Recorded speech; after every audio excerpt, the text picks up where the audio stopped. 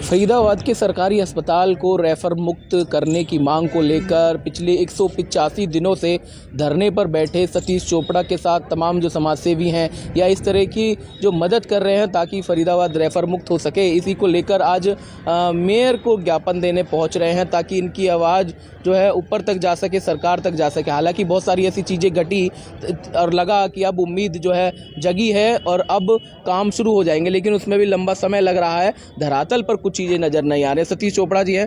सतीश जी, लंबा संघर्ष चल रहा है, 185 दिन आज हो चुके हैं, मेयर से मिलने चाह रहे हैं।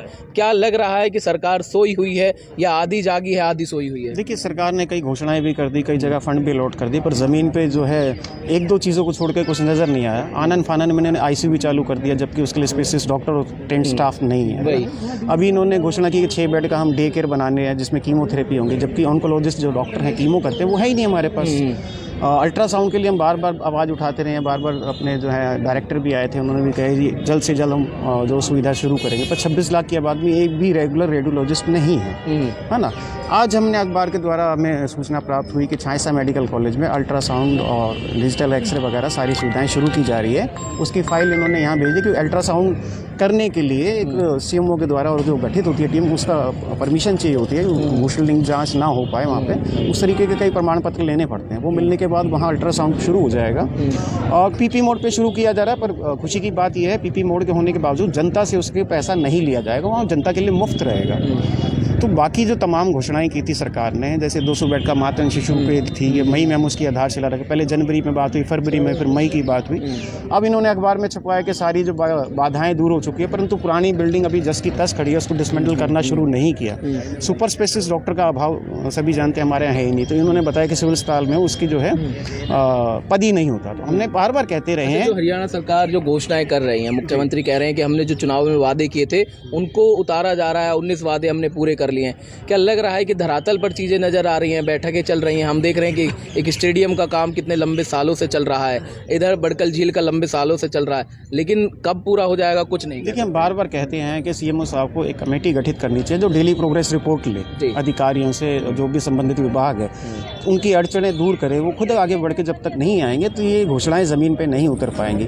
हम स्वास्थ्य की बात करें, स्वास्थ्य में पूरे हरियाणा में उन्होंने कई चीज़ों का बजट दिया, परंतु बहुत आपको आश्चर्य होगा, पूरे हरियाणा में रोहतक PGI को छोड़ के कहीं भी A ग्रेड का ट्रॉमा सेंटर नहीं है ना। तो कितना बड़ा दुर्भाग्य है, करोड़ों की आबादी है और एक भी A ग्रेड का ट्रॉमा सेंटर नहीं। हमारी लोकसभा की आबादी आप जानेंगे 45 लाख से ज़्यादा की है ना।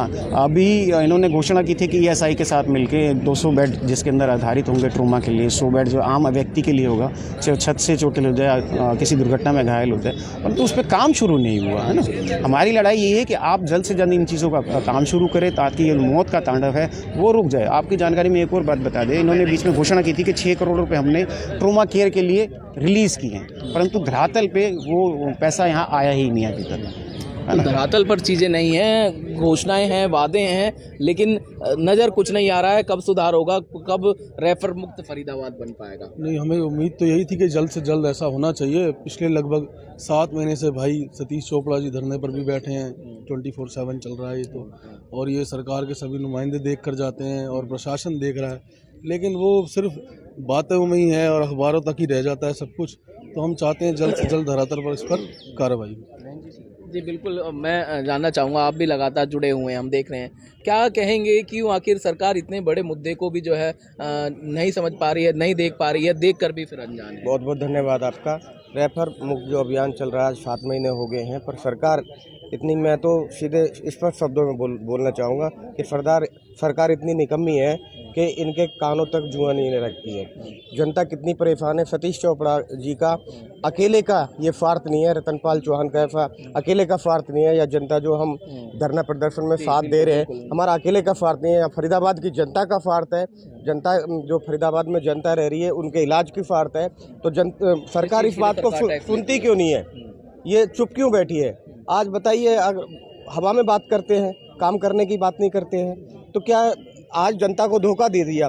बार बार सरकार में बैठकर भी अगर जनता की पूर्ति नहीं कर सकते कामों की, तो फिर ये सरकार करेगी क्या? तो बिल्कुल सरकार करेगी क्या? क्या सिर्फ सरकार देखेगी या सुनेगी, या लेकिन करेगी कुछ नहीं? सरकार अभी तो यही कर रही है कि सिर्फ घोषणा कर रही है। 6 महीने से भी ज़्यादा हो गए हैं, 195 दिन हो चुके हैं इस धरने को, और आगे भी कितने दिन चलेगा ये नहीं कह सकते, क्योंकि इतनी सारी घोषणाएं तो उन्होंने कर दी लेकिन धरातल पर अभी भी कुछ भी काम नहीं है।